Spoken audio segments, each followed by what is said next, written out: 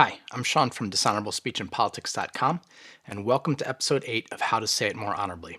Today I'll look at an April 25th, 2021 tweet by Senator Bernie Sanders.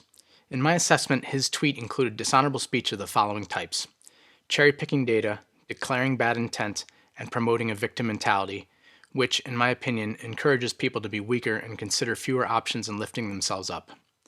I'll go into more detail on these dishonorable speech instances in a minute. But first, here's what he tweeted, and see if you can identify for yourself the cherry-picking, declaring bad intent, and promoting victim mentality. A $15 minimum wage is supported by 89% of African Americans, 87% of Democrats, 76% of Latino Americans, 73% of Asian Americans, 62% of all Americans. It's time for Congress to stop listening to greedy CEOs and start listening to workers who are tired of making starvation wages. I added some punctuation for where he had items on separate lines.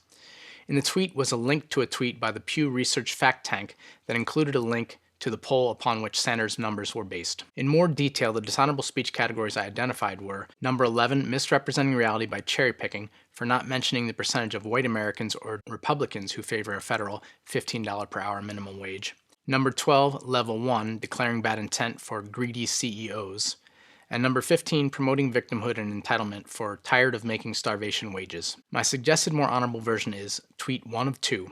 A $15 per hour minimum wage is favored by 89% of African Americans, 87% of Democrats, 76% of Latino Americans, 73% of Asian Americans, 62% of all Americans, 51% of white Americans, 28% of Republicans.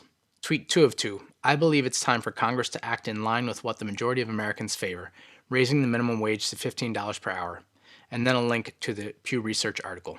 Now, here again are the original tweet and my suggested more honorable version.